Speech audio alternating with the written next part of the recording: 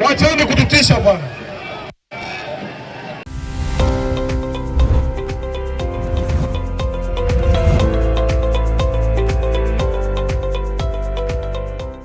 Wapenzi watazamaji, Rais William Ruto ameonyesha wazi kwamba ametangaza vita na Edwin Sifuna, na kuanzia sasa kwenda mbele huenda akaendelea kuharibu mikutano ya Edwin Sifuna. Mnamo siku ya Jumapili, Edwin Sifuna aliwasili Kajiado, Kitengela na maelfu ya umati ambao waliweza kumsindikiza. Lakini pindi tu viongozi wale wakubwa walipomaliza kuzungumza, Sifuna akazungumza, Babu Owino akazungumza, Orenga akazungumza, tukuje seneta wa kaunti ya Kisii Onyonga akazungumza, tukuje Anthony Kibagende akazungumza, Okongo Omogeni akazungumza. Pauline Njoroge alipokuwa anaendelea kuzungumza, kitoza machozi, tear gas ilirushwa na umati ambao ulikuwa umekongamana unaendelea kumsikiliza Edwin Sifuna na kikosi chake, wakaanza kukimbilia maisha yao. Ishara nini, mpenzi mtazamaji? Serikali imetangaza vita na Edwin Sifuna na kikosi chake, kwamba kuanzia sasa kwenda mbele hawataenda kuwasikiliza, hawataenda kuwapea nafasi waweze kuzungumza. Lakini Edwin Sifuna na kikosi chake walisema kwamba wataendelea mbele. Kenya mpya imekuja. Chukua serikali, usiwe na wasiwasi. Sasa ni nini?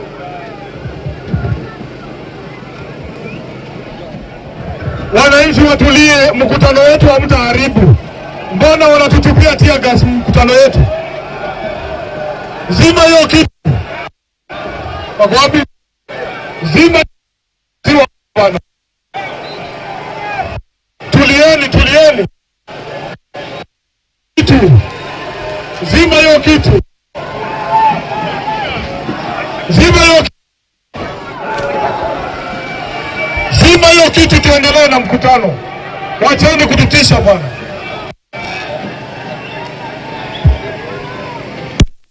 Viongozi kama vile Edwin Sifuna, James Orengo, kipindi ambapo walikuwa wanazungumza, walisema kwamba Bwana Ruto ni one term. And in fact, nilimsikia James Orengo akimwambia bwana, ama akiambia kile kikosi ambacho kinaongozwa na Oburu Odinga, Gladys Wanga na Simba Arati na kikosi kingine kwamba warudishe pesa za William Ruto kwa sababu wananchi wako upande wa Edwin Sifuna. Kwa mapenzi ya Mwenyezi Mungu, nasimama hapa Kitengela tarehe 15 mwezi wa pili mwaka 2026 nikiwa bado katibu mkuu wa chama cha ODM.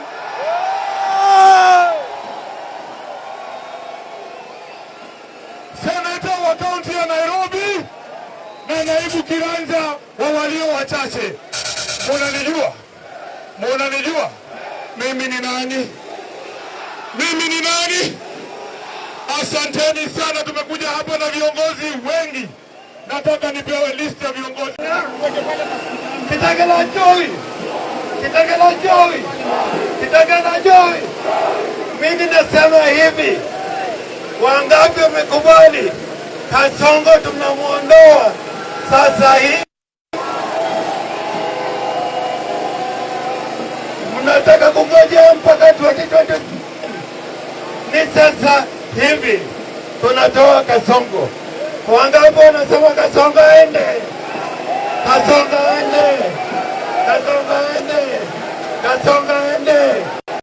Nataka niambie wale watu ambao wako Mombasa sasa hii ya kwamba siku ya leo wako na chama cha watu, wako na chama cha ODM, lakini sisi tuna wanachama. Wako na chama lakini sisi tuna wanachama. Wakienda State House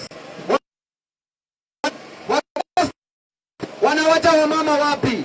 Kienda State House wanawacha wazee wapi? Vijana ria, vijana ra, vijana timu. La mwisho, vijana, la mwisho, patia Sifuna flowers zake kwanza. Very good, very good. La mwisho walituambia, very good.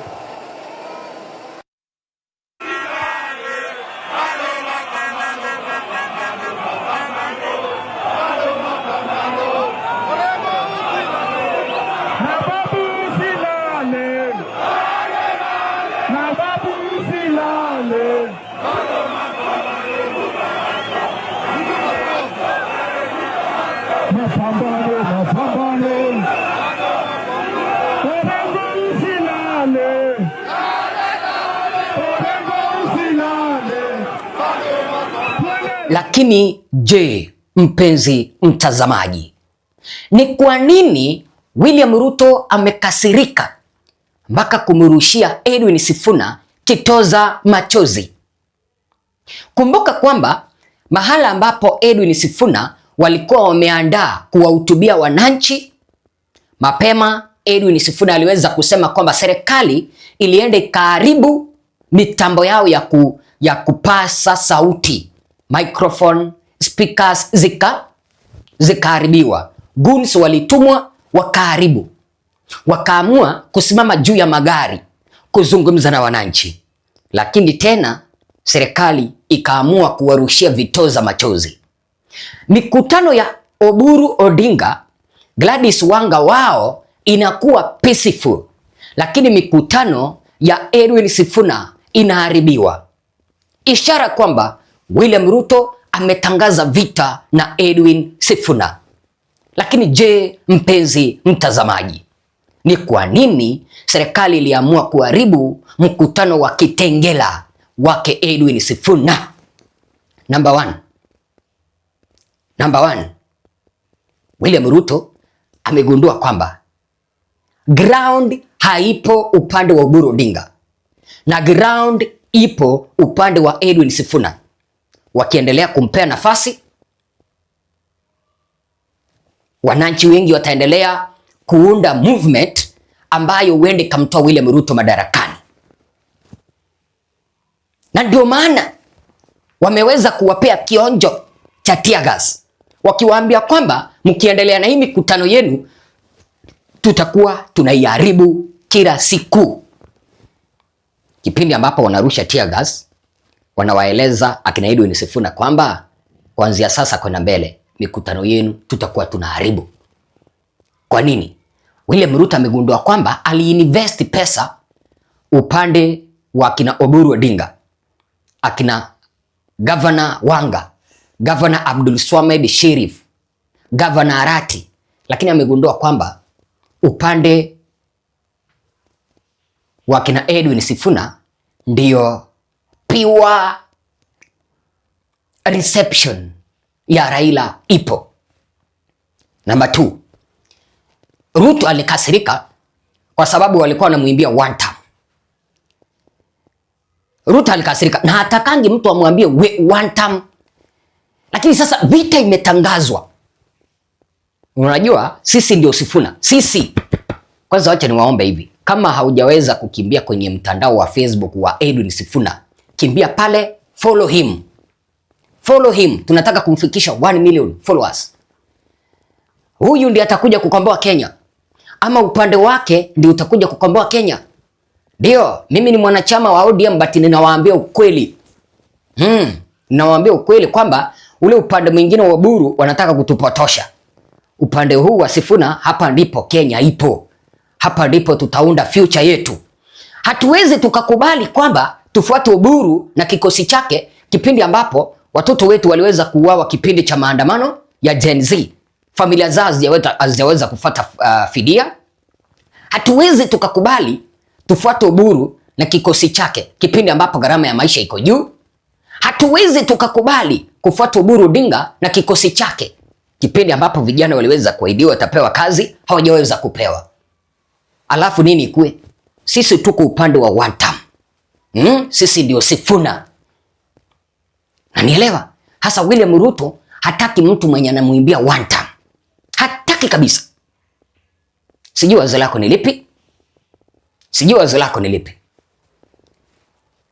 Namba 3, ninafikiri kwamba William Ruto alikuwa anampea Edwin Sifuna onyo kwamba mkiendelea kuanzia sasa kwenda mbele tutakuwa tunaharibu mikutano yenu. Tutakuwa tunaharibu kabisa. Namba 4, ninafikiri kwamba William Ruto aliangalia mkutano wa Tononoka Mombasa, akaangalia na mkutano wa Kitengela, akagundua kwamba Kitengela ndipo wananchi wapo upande wa Sifuna. Sijui wazo lako ni lipi? Mimi ni Bwana Ezra. By the way, let me speak to my fellow youths. Kama wewe unajua ni kijana mwenye yuko na miaka 18, umemaliza shule kwenda juu, na kama haujaweza kushika ID, wewe si rafiki yangu.